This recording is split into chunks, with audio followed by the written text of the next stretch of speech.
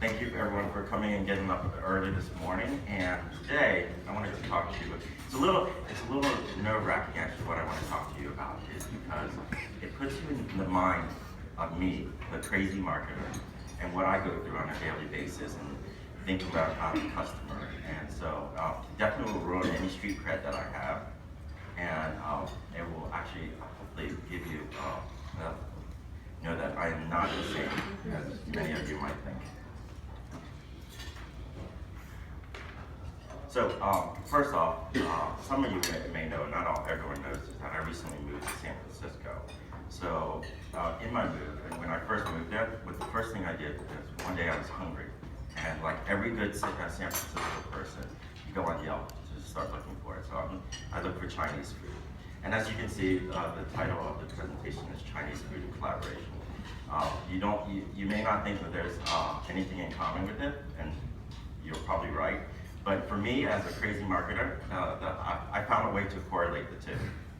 So I went to Yelp, and as I'm looking through Yelp, and I see that, I'm the star, and I see this green little field club on the map with Yelp, and I'm like, what is this? So I look closer, and I find out it's Golden Gate Park, right? Who's been to Golden Gate Park? Yeah, it's an amazing, amazing park, right? And I live right by it, so I'm excited. I go to TripAdvisor, and I'm looking through the pictures, and I'm looking for things to do, and everything around that. And what do I find? I find this picture. This is the Young Plaza, right? And there's a museum right there, and it's miles long, by the way. Golden Gate Park is the largest urban park in the U.S. But in the middle of this park is this structure here, surrounded by a hands-on science museum, as well as the Young Arts Museum.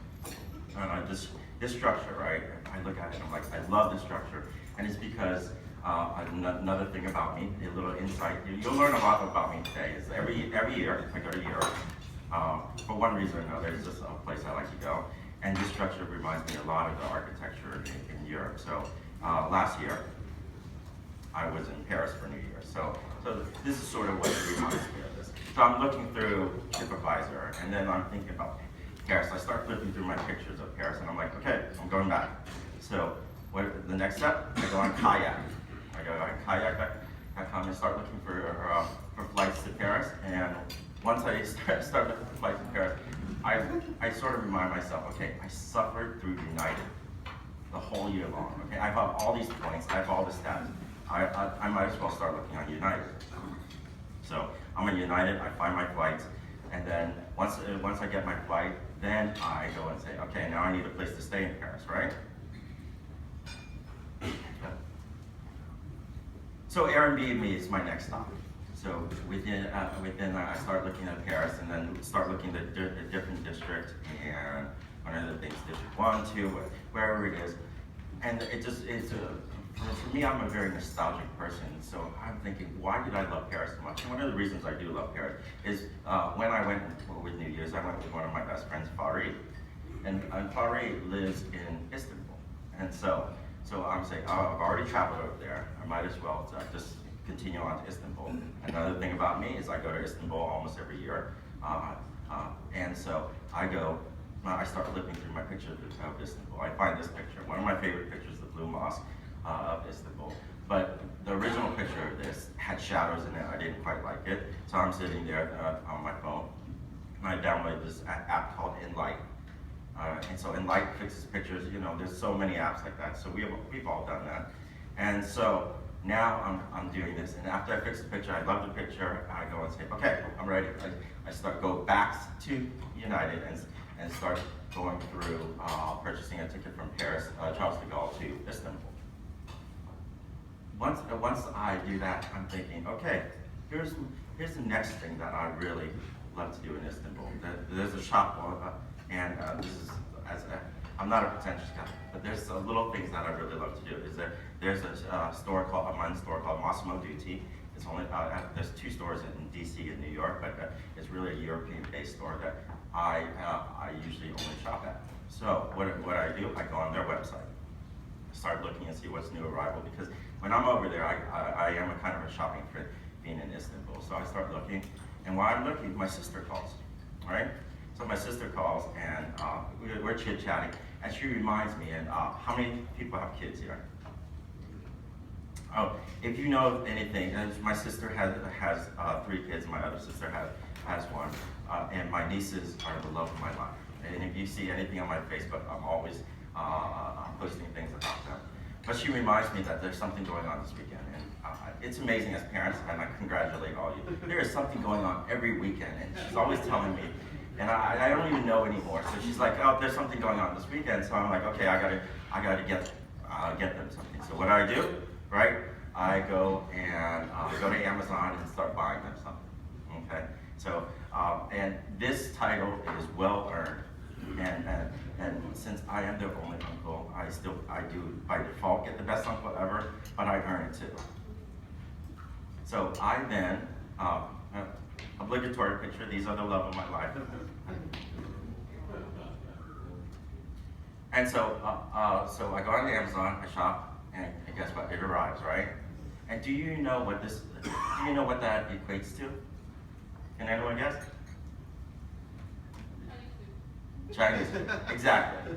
So that is the crazy journey. I'm hoping other people can relate, but that's a crazy journey that I go through, because in a mobile world, in a world that needs immediate gratification, we're here, we're there, and that's the most amazing thing is like no one thinks like in a linear line anymore. So you have to figure out, like me as a marketer, I have to figure out where in this journey, this crazy customer journey, can I help customers move towards CDW, move towards collaboration, right? And so, and a little side note, okay, and I ended up ordering Mexican. And it's all because I clicked on an article about Trump. So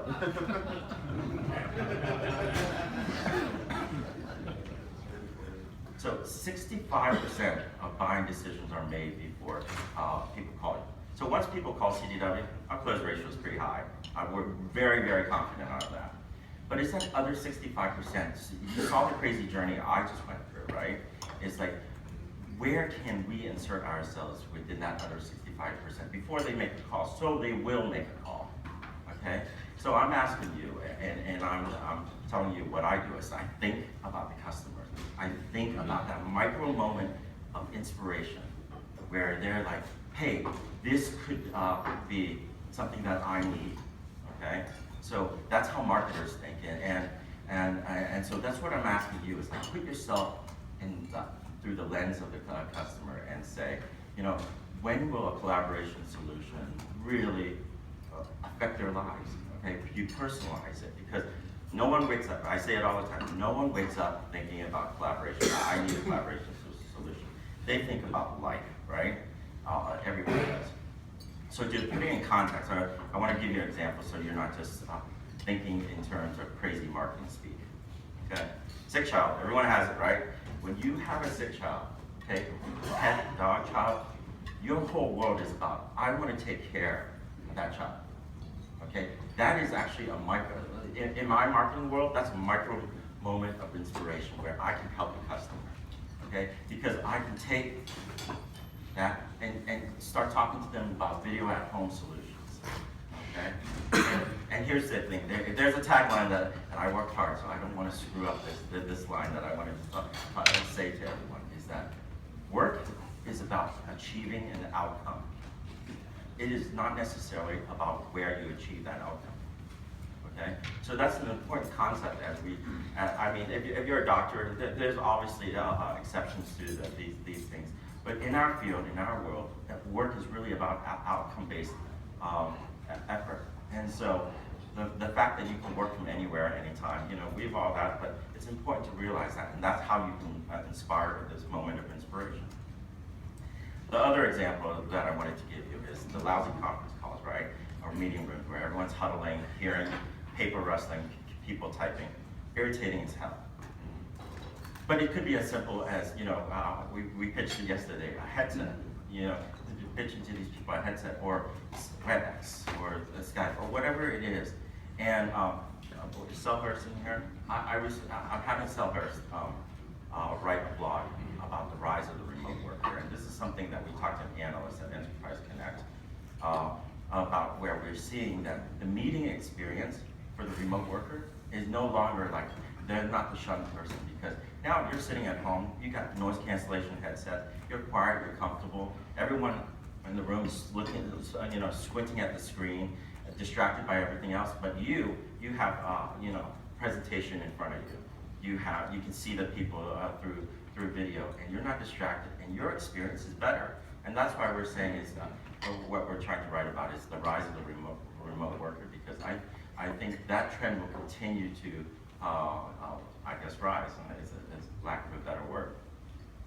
So that's me trying to connect the dots between, crazy marketing ideas and personalizing collaboration there. Ptolemy and Galileo. Who's heard of Ptolemy and Galileo? Yeah. So Ptolemy, for those of you that don't know, is a Greek Egyptian astrologer.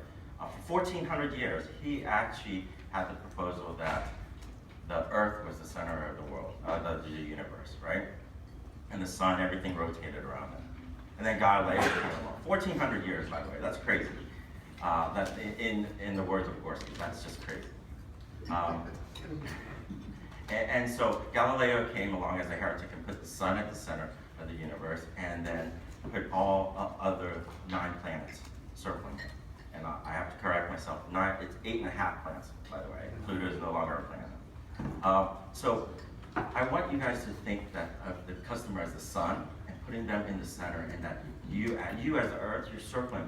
You're one of 9 things that's circling them at any given point. 8.5. Sorry, I keep on forgetting. 8.5. And so as you realize that, it's like coming into that perfect alignment, putting them at the center, you realize you work that much harder, and you have to personalize your proposals, your way of thinking, to make sure that you get the right proposal and the solutions out to them. So in short, here's what I'm asking you, is to be Galileo.